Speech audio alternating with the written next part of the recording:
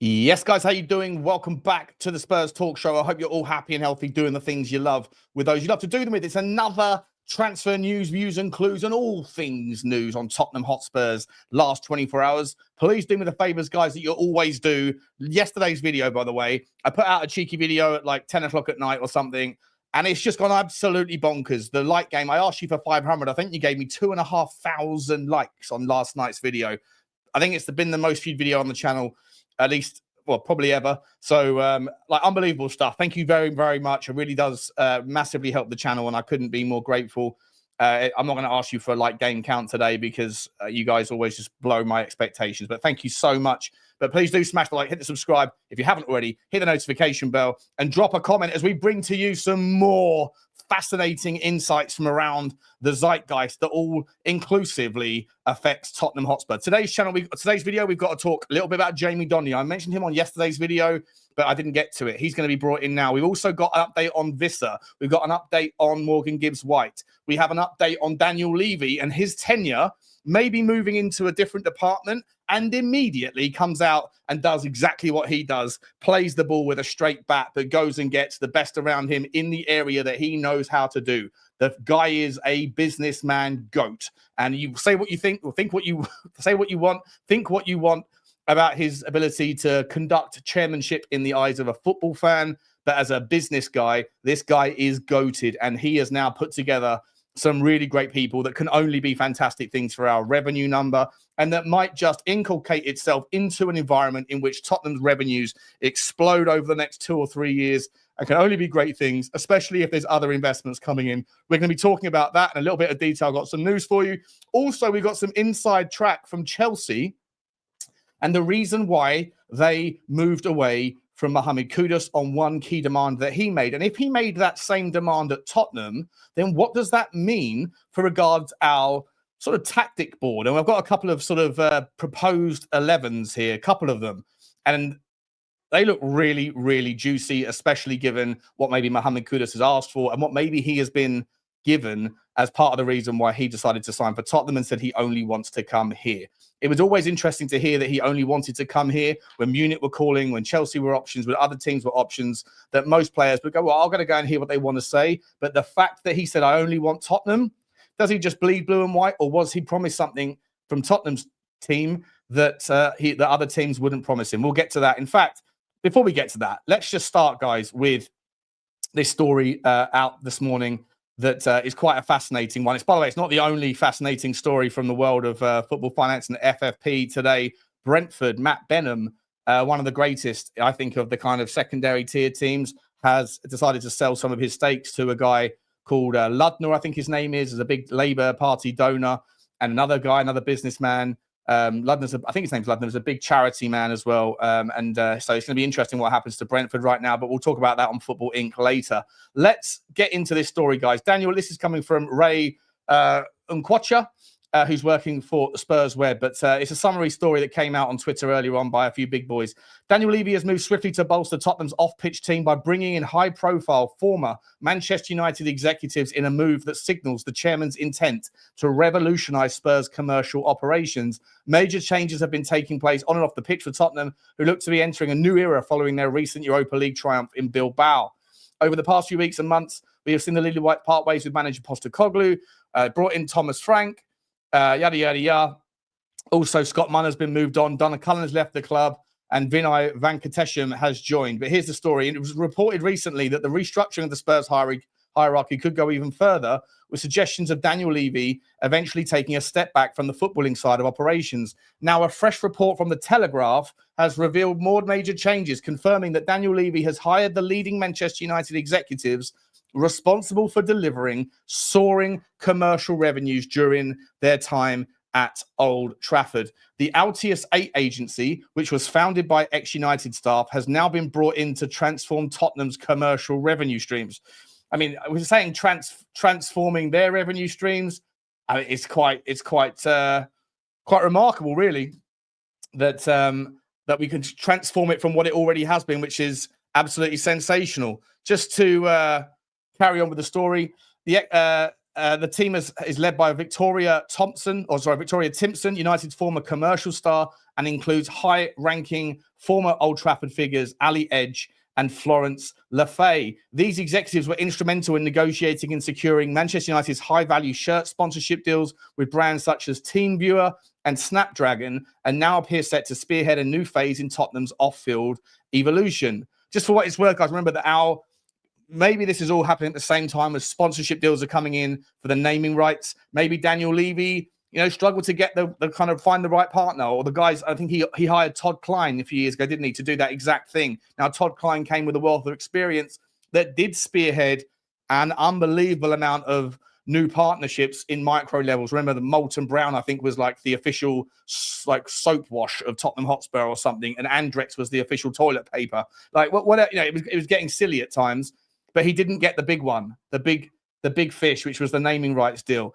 That seems to be moving in the right direction at the same time as we're bringing these people in. Just to give you a clue of some of the other things that Sam Welsh from the Telegraph, who wrote this article, the sponsorship deals that they brought into Manchester United, the relationship these guys have got: DXC Technology, Cadbury, Betfred, Canon, Apollo Tires, Casilio del Diablo, the alcohol brand, I think that is, DHL, the delivery company, DOO Group, not sure, Estee Lauder, Makeup, Extreme Networks, Tech, Konami, Malaysia Airlines, Millie, a Chinese brand, I think that is, Paul Smith, the fashion guy, Remington, I think they hair, I'm not sure, TeamViewer, Tiger Beer, Visit Malta, and Wow Hydrate. Just the name of a few brands that these guys, this team that Victoria Timpson put together, brought in at the same time as Tottenham need a new shirt sponsor in 18 months' time. In 2027, our new shirt sponsorship deal is due to be renewed. And we're talking a lot more money than the previous sponsor with AIA, because that was signed quite a long time ago. Since then, inflation, money's gone through the roof. This, guys, is monster news. People are going to put it under the park it under the kind of who cares, just pay the money kind of motif. But this stuff is where the money comes from. It's so important, and it's absolutely fascinating to see that we've gone and got the guys that Sir Jim Ratcliffe lost. As soon as he came in and went on his big cost-cutting expedition, these guys went, I'm out of here. This is no longer part of what we want. It feels like Tottenham are quietly going about doing things in a different way. Whether that's because Vinay's come in and that Charrington's come in and sidelined Levy, maybe that's the case, but we don't know. For those people that want to give Daniel Levy a little bit more credit, maybe he is of the mindset, I lifted the trophy, the European Europa League trophy, which is the third biggest trophy that you can win. Bigger than the FA Cup, bigger than the Carabao Cup, bigger than a lot of the actual league trophies around Europe. He did that organically. He did that himself, or him and the team. Obviously, the structure, if the buck stops at the top, is my point I'm making. But he did that without breaking the rules. He did that without having to find a sugar daddy. He went that far, and I think it was the perfect way to almost sunset his story as the rain carrier. He might now go, I've done that. I've got it off. The pressure is no longer worth it. The stress, the hatred, all these things, the lack of context is no longer worth it. Okay, I'm cool to move into just the stuff that I know that I'm very good at. It doesn't have to be a scenario that we want to believe, or some of us want to believe, whereby he has been forced out, been shoehorned away. It might be that it's all a mutual thing where he can now step aside, having almost like Sonny, right? The way we think about Sonny, load of us love him. Most of us love him, but some of us are realistic enough to say at some point you have to say time at the bar. And at some point you have to say, if you hang around here, you might end up jeopardizing the legacy in which you've created. I know a load of you are going to hate Daniel Levy regardless, because that's the way you feel. And fair enough, so be it. It's not, not for me to wonder why. But I think that there is an argument to say that it's the perfect time for Daniel Levy to step aside, knowing that he did what he did. He got the trophy in the end. And that now it's time for other people to take us on to the next level, and he can go about doing the things that he is amazing at. And he's put together a team of people that are going to be just door openers, catalysts, amplifiers, the boosters onto the rocket. We're already in a fantastic position. This commercial team that's being put together, guys, is really big news for Tottenham. It might not be big news for the football pitch, but it's really big news. This is another story that I want you to realize is it's a fairly momentous thing in the commercial room. To get these guys in, it amplifies our value and it amplifies our access to big deals. And the next one on the chopping block, the next one on the to-do list is, maybe if it hasn't already been agreed, is the sponsorship deal on the stadium, and maybe certainly the shirt sponsor is next up. Remember, Chelsea, for all the money that they spent, $2.5 billion they've invested it since Todd Boehly's been there. I know they've got a good revolving corridor of trades coming in and out. And congratulations to them for just winning the Club World Cup and making all that money. They got the slap on the wrist from UEFA. They're fine with PSR and the FFP rules in the Premier League because they just took advantage of rules that are just wide open. And that's fair enough. Like I say, I don't blame them. I blame the people that made the rules. But at the end of the day, they don't have a shirt sponsor right now. A massive gaping hole in their potential commercial area. The commercial side for them is a mess. At Tottenham, it's already incredible. And with these guys, it might just be sensational. And that is wonderful news. Let's not understate that. It's really, really exciting. But let's move forward, guys. I want to move now to the Chelsea story. So Mohammed Kudus, right? So here's a story again. This is from the Chelsea Chronicle. So we're going off piste here a little bit we're going into ops territory to get this information. But Chelsea were interested in signing Mohammed Kudus from West Ham, but the versatile attacker has ended up at Tottenham Hotspur instead. The Chronicle was told that Chelsea offered West Ham some of their players in a bid to land Kudus. However, the Hammers always preferred a straight cash deal. The above is not the only reason why the Blues were unable to sign the 24-year-old from their London rivals, though. It has been claimed that Kudus made one demand that Chelsea were not interested in entertaining. While Kudus can play anywhere across the front line, it looks like the Ghanaian wanted to be used in a central position at Chelsea. According to journalist Simon Phillips, Kudus was keen to start there, but Chelsea envisioned him on the right. As a result of that and his price tag, Chelsea pulled away from a transfer. Phillips shared with Cole Palmer being the team's first choice number 10, it was obviously not a guarantee that the Blues could give Kudus. The story then goes on to other Chelsea, so we're not bothered about that. But are we sitting here now thinking that if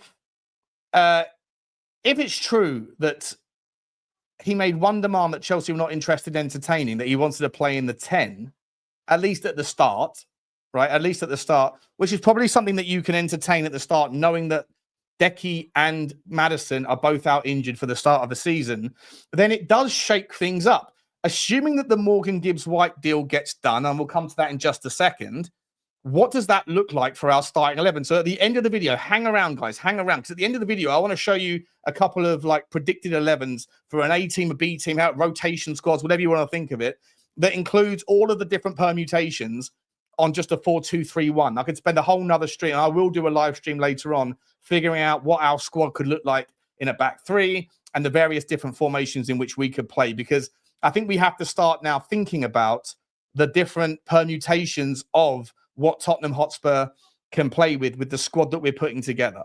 And there are countless, endless examples of different tweaks to the squad and how you can filter in different people.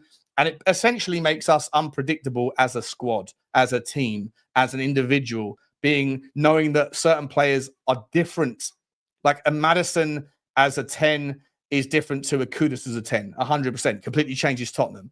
But a Kudus as a 10 is a different player than a Kudus on the right, or Decky, same sort of thing. Right? Like you have so many different permutations here. It's really, really exciting, guys. I can't wait for this season to start. Anyway, before we get to that, let's just pivot to the sort of penultimate. I think it's one before the end story. So just regarding the Morgan Gibbs-White deal. So Morgan Gibbs-White, essentially, just to update you, has told he had a sit down with Marinakis, allegedly, according to reports, and said, no, I want to go to Tottenham. They've been trying to offer him a new contract. They said, let's sign a new contract. We'll take that clause out. We'll make you even more highly paid, whatever. He said, no, I want to go. So love that from him. However, I did see some Nottingham Forest people on Twitter saying, enjoy him whilst you can, Tottenham fans, because him saying that he wanted to move on from the current club is not the first time that he's done this. It's happened everywhere he's been. The second that someone else comes in that's deemed a bigger opportunity, he wants to go. It doesn't matter how loyal the club have been to him or how long he's been there, that apparently he just has this tendency. I'm not going to buy into it. I think that's just salty Forest fans trying to spoil our party. But the other story, of course, is that Stefan Borsten has come out and said that it is a serious infraction if it's provable. And he basically pointed to the rule in the law book that just basically said it's illegal to approach a player unless you have written permission from the club. But like I said yesterday, Simon Jordan Martin O'Neill, Jim White, everybody has basically said, and I've said it to you guys, we all know this, it's obvious, right? Anyone who follows football knows it's obvious that it happens every single situation in every single transfer. Why would a club waste their time going after a player via the club first, unless they knew there was some interest? So the rules are the rules, but the reality is the reality. And yes, there might have been like a confidentiality breach, but once again, if it can't have come from Tottenham, because Tottenham wouldn't have known the confidential clause, would they? So the breach has to have come from somewhere else. That's not a Tottenham problem. That's an internal problem at Nottingham Forest, or an agent problem. And either way, there's no issue here. For me, I think everyone's on board the same page. Just they're talking this up like it's a big deal, but for what it's worth, the last thing on this story is that they have made that complaint to the Premier League, and there has been no timeline given in terms of how long it will take to sort it out. So this could go all the way to the end of the summer, and it could be a pain in the arse. And I hope that it doesn't derail or cop block our ability to go and get other things done. But that is the reality, that the transfer can't be completed until the investigation is thorough. And if you look at anything the Premier League are involved in with regards any kind of investigation, whether it's for FFP, for the Manchester City thing, Chelsea, remember Todd Bowley came forward and said, hey, listen, our predecessor Abramovich broke the rules like this, and this. We're coming clean on it. We found it in the accounts. Well, that was supposed to be finalized by January and the decision by March. It's now July and we still haven't heard any more. The 115 charges have been going on for years and years and years. There's a never-ending stream. I could go through about 10 different examples of Premier League promises of getting to the bottom of investigations by certain deadlines, and then nothing happens. So for me, whilst this is a fait accompli, the compli bit, it's going to drag on and on and on for a little while at least, unless Nottingham Forest's lawyers essentially say, look, you can kick up a fuss, but we don't really have any kind of chance of winning this. And at the end of the day, it's just going to cost money for Tottenham's lawyers and for Nottingham Forest lawyers. The only people that ever win in these things are lawyers, aren't they? We all know that. So just another frustrating situation. Next story for you guys is that, here we go. Is it on the screen? I don't think it is on the screen yet, is it? Let me bring it back on the screen for you. This is from Caught Offside. They're saying that Tottenham Hotspur are still very, very much interested in Yoane Wissa, that the interest in the player is intensifying, although they are yet to submit a formal offer. Brentford are looking to price suitors out of a move and will demand over £50 million for the Congo international. I won't go into it. We've sort of gone through this 1,000 times about how good he is. 19 Premier League goals without a penalty being necessary to amp that up. I think he's the second highest goal scorer without penalties last year, 4th overall or something. I think that's not far from the truth. And it says it will be interesting to see if Tottenham are ready to break the bank for him. What I would say, guys, is I don't think 50 million will get it done, but I think Nottingham Forest have offered something like 20 to 25. I think that possibly Tottenham might have to go to about 35 to get it done if they want to. Remember, Brentford, as I said earlier, Matthew Blenheim has just sold a sizable chunk of his business to 2 new investors, which we'll be talking about later on Football Inc. Make sure you go over there and subscribe. Link is in the description. Love working with Johnny on that channel. It's fantastic. It's so much fun every day. We talk about other things that are happening in football. And later on this evening, you will be doing a live stream where we go through more of these permutations. But in a nutshell, this is why I think it's so important. And I mentioned this on yesterday's video, why it's so important to consider the value and the cost, the opportunity cost of going after someone like an Adam Wharton. Again, think he's a fantastic player. Would love him in a Tottenham shirt at the right price. And if the price that is only accessible is 80 million or something around that, it's an insanely over-the-top price for a guy with 1 England cap and about 20 or 25 games in the Premier League. I do not want to make the same mistake, but a far more amplified version as what we did with Archie Gray. I love Archie Gray. I'm sure he's going to be a great player, but we cannot in good conscience say that we didn't overpay for him at the time. And Adam Wharton hasn't proven to be an £80 million player yet. Come on, it's ludicrous. So I don't want us to go down that path and overpay just because he might be the next big thing. Hayden Hackney is coming up in the Championship and might be a better version, by all accounts, of than Adam Wharton. Maybe that's the way you want to go. But for me, for what we need right now, as I say, I like specificity in a DM. I like a player to be coming in with experience that's got Premier League and ideally Champions League experience with a bit of a steady head for where we are right now with the average age of our team so young, which comes with exuberance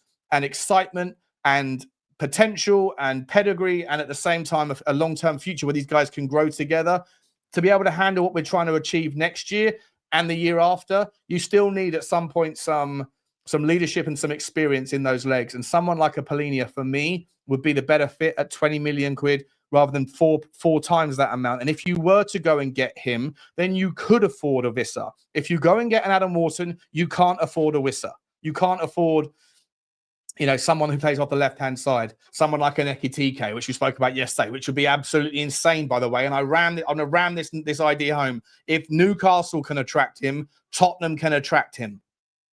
Let Sonny go and do the South Korean tour and sunset the guy. Let him know that we're bringing in Ekitike. We're moving on. I love you, Sonny. No disrespect. Please, any South Korean fans, don't hate me for saying this, but there is a time and a place to call it time at the bar. And I think with him, if we can move him on and go and get an Ekitike, unbelievable. But you can't do that. You can't do really anything else if you go and spend 80 million on Adam Wharton. I don't care how much money's coming in. I don't think we're going to do any more if we go and get Adam Wharton, or very little. And I don't think he's worth it. So if you go and get a Palhinha for 20 million, which offers so much unique specificity and allows you to do so much more at the top end of the pitch, you can throw caution to the wind in essentially 5 of the other outfield players, rather. You can really go for it. You can have a Gibbs-White in the 8. You can have a Kudus in the 10. You can have a Johnson or an Udogie on the right. You could have an Ekitike or whoever, or Tel off the left. And you could have a Vissa or a Solanke up the top, knowing that the 2 wide guys are still going to get forward in the fullbacks, but you've got Micky van der Ven and Romero and Palhinha just covering all bases at the back. For me, it makes so much sense. The absence of it gives you problems. The inclusion of it gives you solutions. On top of that, what I would say is that I think signing someone like a Palhinha, like I say, it allows you to be to go after the last kind of final pieces of the puzzle, and then again lean into the notion that even the cop blocks amongst our squad who don't want to leave, who we don't really want anymore, well, they will then know that if you're bringing in a third player and that they're sitting behind them in the pecking order, only good things can happen. Just real quick, guys, before I show you these football sort of predicted 11s, I wanted to bring this story yesterday. Jamie Donley is expected to be given an opportunity to join the first team next year. So the 20-year-old joined Leyton Orient on a season-long loan and took League One by storm last season. He was one of the stand-up performers for Leyton Orient. Anyway, long story short, this is Lily White Rose owner John Wenham says, Donley is obviously an outstanding player. John Wenham told Tottenham News he had a very good load at Leyton Orient last year and has played 4 or 5 times for Tottenham's first team already. I fully back him to have benefited massively from playing men's football last year, and I imagine he would be confident slotting into the first team now, especially when you think that James Maddison and Dejan Kulusevski have had some injuries and are maybe not up and running yet. There's a great chance for Donley to play in pre-season in his natural role as a creative attacking midfielder rather than a left back, a position which we saw him play before. However, he got on with that, no dramas, as he always will. Look, I got to be entirely honest. I know I said this before. I don't think that Solomon's the guy, and I'm not going to hear people referencing the championship performances as the reason to justify him being here. I just don't think he's good enough. I think Tottenham are going up to a new level. And I personally think it's difficult for me to say, if I'm dismissing one set, how can I include another? I'm not including his performances in the League One. Whenever I've seen him do anything, there's something about Jamie Donley that makes me think that he isn't fazed by any level. Whatever you throw him at, you throw him into the deep end, he'll swim. You throw him into the ocean, he'll swim. There's something about his confidence, his inner belief, the way that his footballing mind works, some of the goals that he scored, which, chipping a goalkeeper from the halfway line. Again, he chipped Man City. It doesn't matter what level of football you are playing against when you do that. It shows something within you. The flick and the turn and volley that he did in the FA Cup or one of the league games. He had a touch-type defender in that game. He still managed to figure out a way to make it work. It's something different with this guy. I've just got a feeling that he can handle it at any level, and I would love to see him in and around the squad this season. I really would. If you can give him some minutes in the Carabao Cup amongst a decent squad, give him 20 minutes here, 20 minutes there. I just got a feeling that this guy is going to do it. I know that might be kind of an insufficiently kind of statistically demonstrated argument. It's just more of a gut feeling, and that's sometimes what you have to go on. Anyway, To keep this one short, guys, how long have I been going for? I've been going for quite a while, haven't I? 25 minutes. Okay, so I just want to pivot for the last couple of seconds, guys, to this essentially is what I'm talking about, right? So the amount of opportunities we can have it. This is just 2 of like 1,000 different situations. But imagine that this is your first 11. Is it on the screen? Yeah, I think it is. Here we go. So, Vicario in goal, Udogie, Van der Ven, Romero, and Porro. Same back 5 as last season. With this system, imagining Kudus is asked to play in the 10, and that was part of the demands. If you had a Gibbs-White and a Kudus as the 10 and the 8, both tenacious, both fight, both gritty, crafty, grafty, adds a little bit of steel, determination, and nastiness to your 11. I think it's massive. And then you stick in a Palhinha, then you can allow Gibbs-White to be the double pivot that gets forward. Palhinha just can sit and protect. They can start in possession. They can start like this and very quickly become like that, with Kudus coming a little bit deeper and picking the ball up and driving. On the left-hand side, again, if you go and get him for a £20 million deal, Palhinha this is, then you can afford to maybe go and compete with an Ekitike. It's a wild suggestion. I know it's probably, everyone's thinking no chance, but if Newcastle can do it, why can't Tottenham? Ekitike on the left, Kudus in the middle, Johnson on the right, Solanke at the top end. That is a formidable outfit, especially as Ekitike can drift in, Johnson can drift out, be at the back post, or you can put Odebear in there, or whoever else you wanted to. It's really fine with me. Now, if you pivot to the next one, the different version, this is like the second, presuming that first 11 is there, same formation. This is the kind of other alternatives you've got. Visser and Richalison, like fighting it out for second fiddle. Not second fiddle, fighting it out for the other minutes. On the left, you still got Son and Tel. Like I say, in order to get Ekitike, you'd have to get rid of Sonny probably, right? And I think that's still likely after the pre-season tour. So you've got Tel behind him. You've got Maddison, who I spelt Maddison there, and Decky. Both of them injured at the moment, so there's no problem seeing Kudus get the 10 berth for the time being. What would be interesting to see what happens when all 3 are fit, especially if Kudus is desperate to play as the 10. If that's true, if that's a demand, does that create potential issues here in the future, either with him or with one of these 2 guys? We shall see. Odebear on the right could do a little bit different. Berghvall and Bissouma.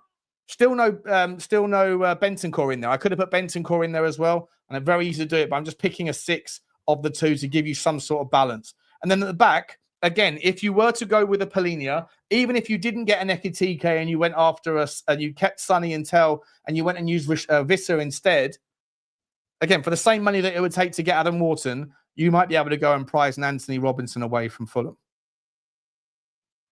I mean, look at that. Anthony Robinson as a rotation, second choice almost.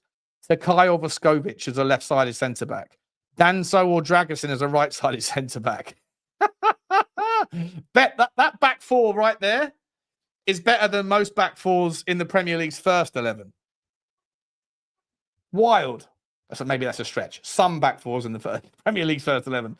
And Spencer's a right back in his normal position, driving the ball forward. And of course, you've got Click to Edit in the goal. That very much often forgotten player, Click to Edit, who actually goes by a different acronym, normally a different nomenclature, which is either Brandon Austin or Big Tony Kinsky. I don't know why I left it there. Click to Edit. Either way, guys, you can see, and this is just one formation, right? You can start playing, and this is what we're going to do later on. We're going to start playing around with certain connotations because the connotations are in this. In the back 3, you've got so much centre-back strength there when everyone's fit, and you can play wing backs, and it gives you just a load more credibility at the front. You can play all 3 of them a little bit more narrower, like 3 10s rather than wingers. Super exciting stuff, guys. Super exciting stuff. But it all hinges on what we do next with the number 6 spot. Assuming that Morgan Gibbs-White is done, but it's going to be delayed. Do you see this as a problem, not being able to formalize it? If the Premier League are going to take their time, does that mean that we can't really do anything more until we know? Is that what's going to hold us all up? Or can we move on the presumption that we're going to have money? Or sorry, we're going to have Gibbs-White? Or should we move on the presumption maybe we don't have it? Either way, for me, the 6, as much as it sounds stupid, I don't really want to sign Adam Wharton if Adam Wharton comes at that price point. Let me know your thoughts. If he does come, it has to be less than 50 million for me. And then we can still make some work. But I just do not see an 80 million pound player there yet. No chance. And Tottenham have already been scalded once by going big on on talented players that have had a little bit of a sample size, but not a big one. I don't want to make that mistake. There's so much more work that we could be doing. And I think on an opportunity cost basis, the way that I would have it done would be the way that I would have it done. Let me know your thoughts, guys. I'll see you later on for a live stream. Like, subscribe, and comment. And as always, guys, don't forget audio platforms. All of the details are in the links. I'll see you later on. Like, subscribe, comment. As always, bye-bye.